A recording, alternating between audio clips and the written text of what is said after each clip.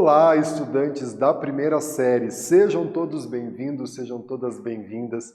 Eu, professor Paulo Brito, para a gente conversar sobre cosmovisões, dos povos com escrita, como que esses povos vão explicar o surgimento do homem, a criação do universo, através aí de quais artefatos que eles vão trazer essa história para explicar aí o surgimento da vida na Terra e da própria Terra.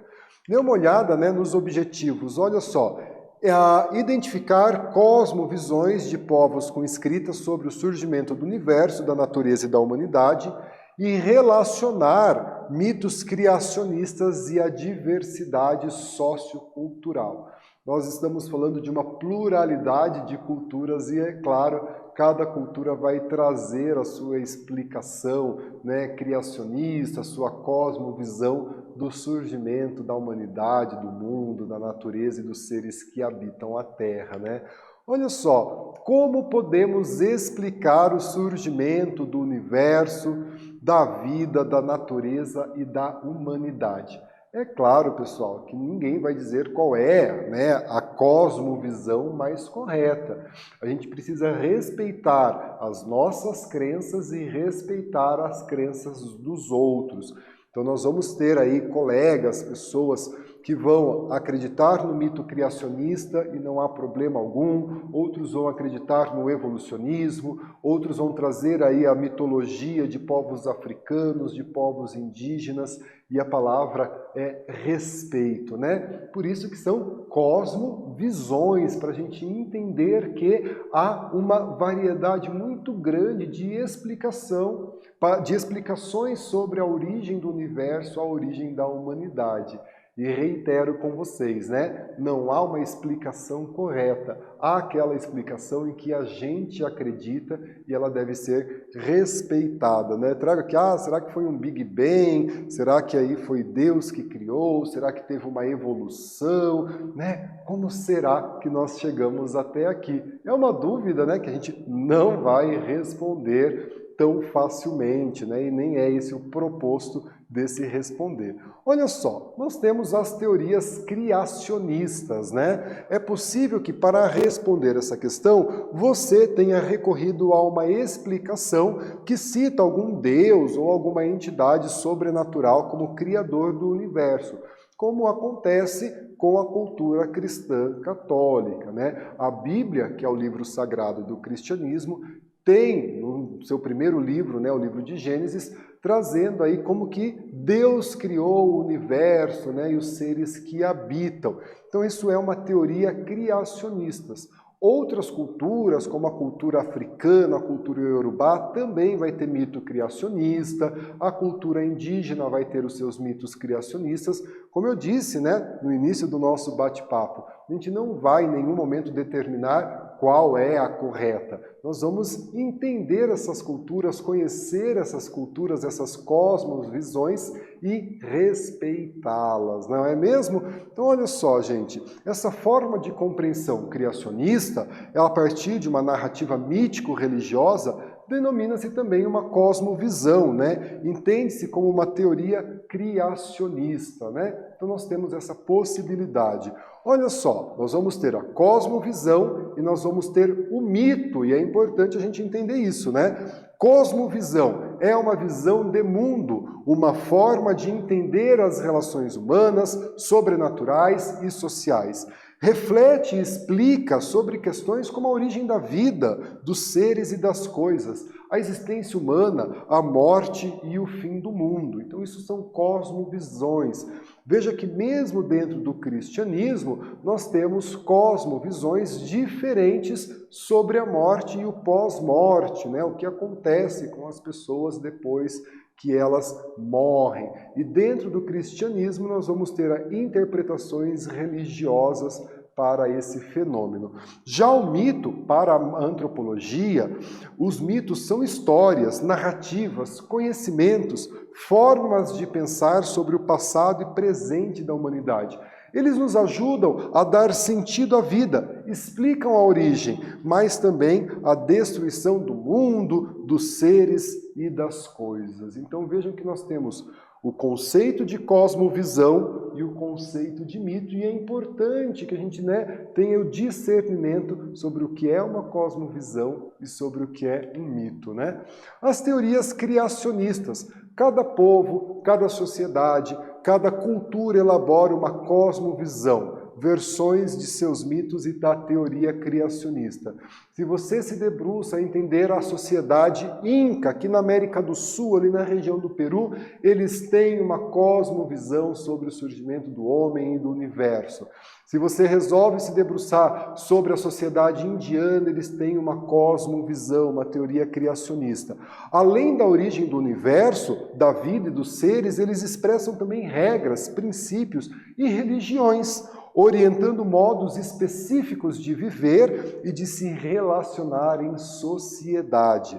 Desse modo, pode-se afirmar, a gente consegue afirmar, portanto, que existe uma diversidade de cosmovisões.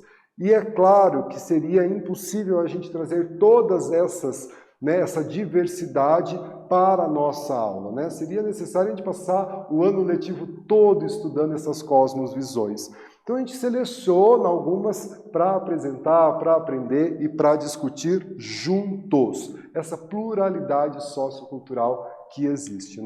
Como, por exemplo, a cosmovisão do Egito Antigo.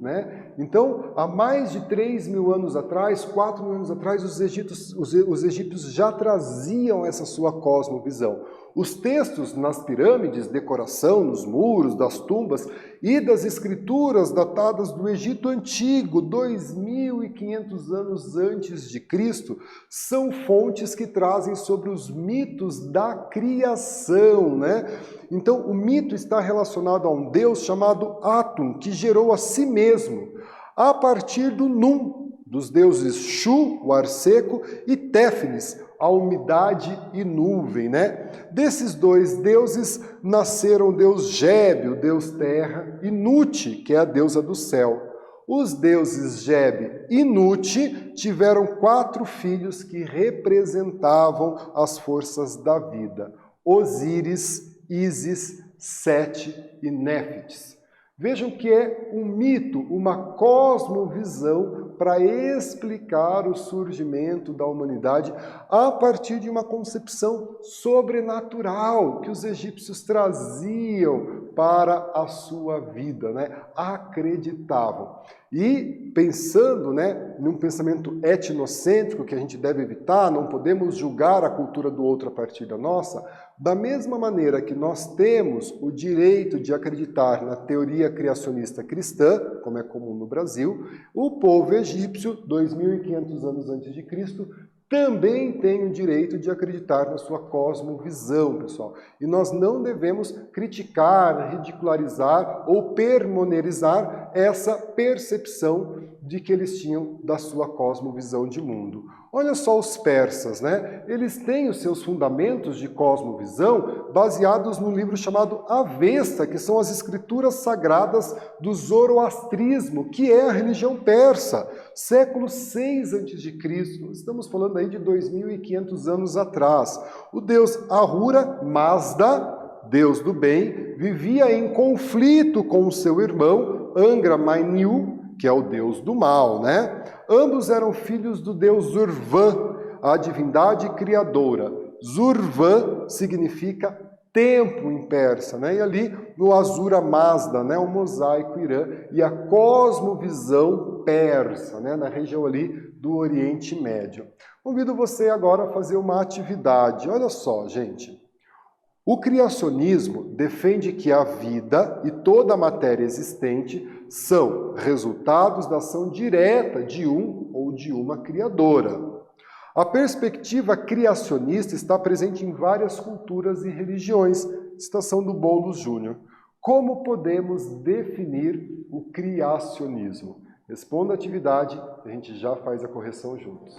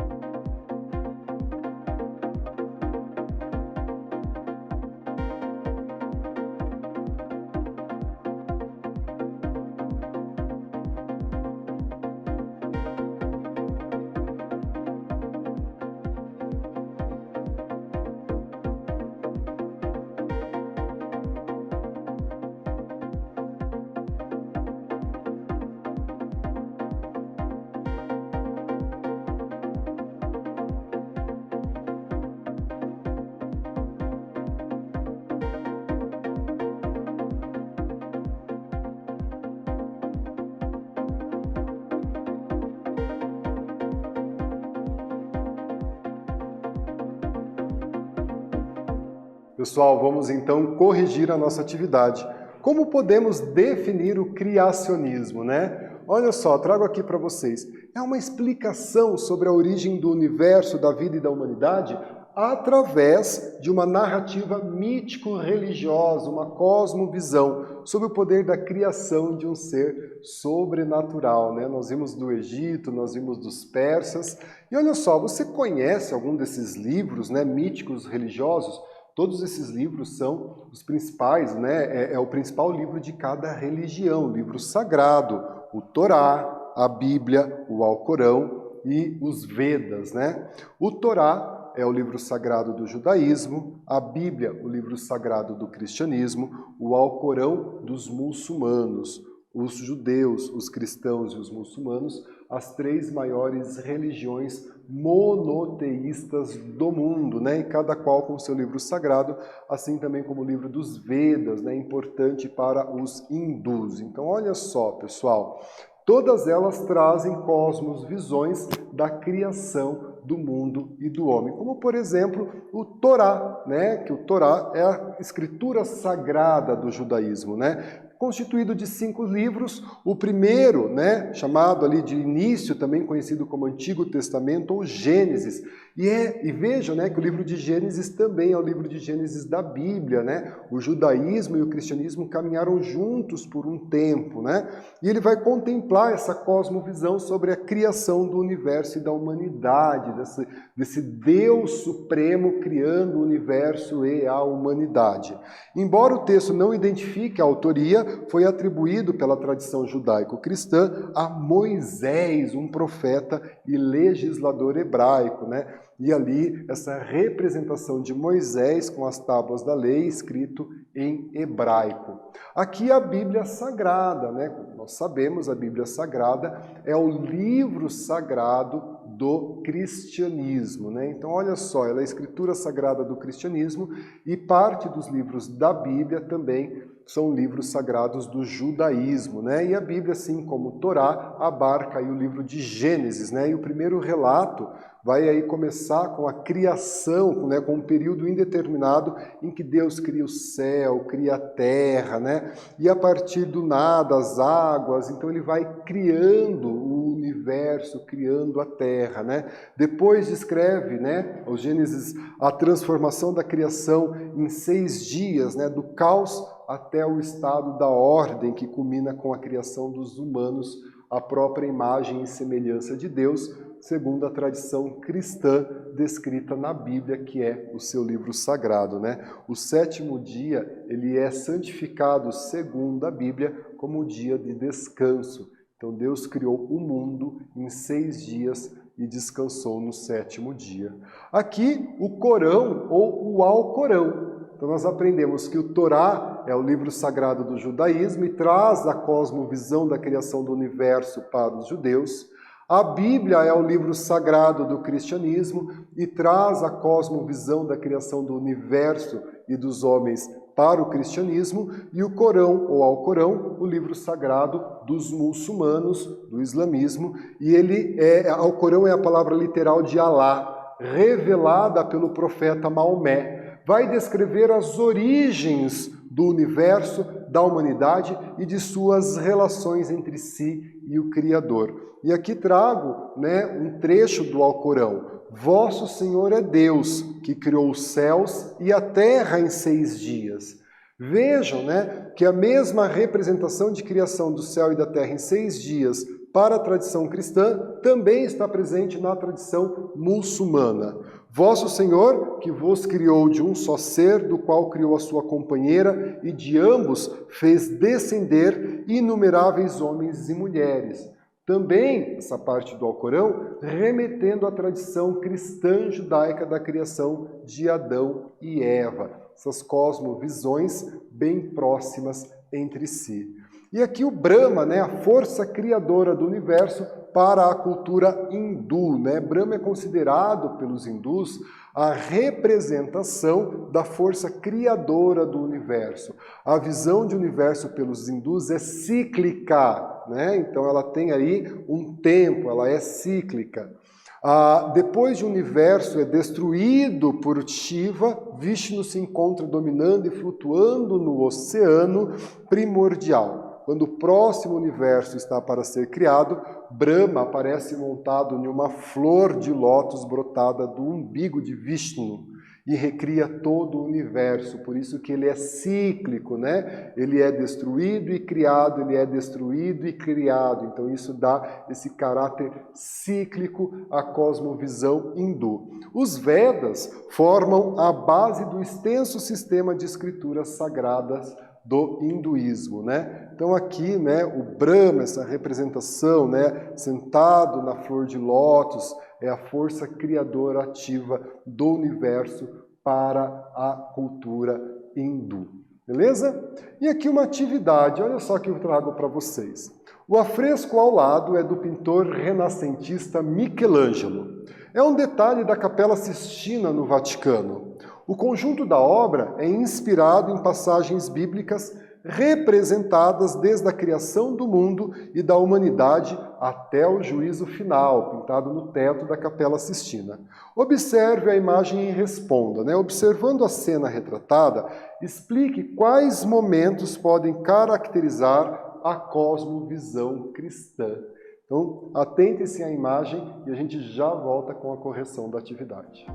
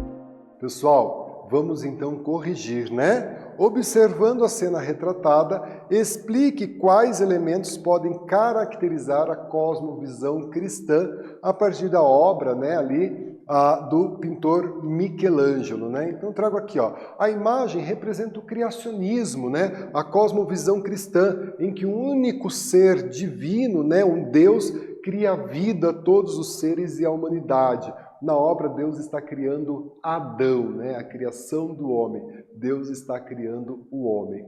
Vamos retomar aqui comigo, estudamos os mitos criacionistas, né? E eles estão relacionados à criação do universo, né?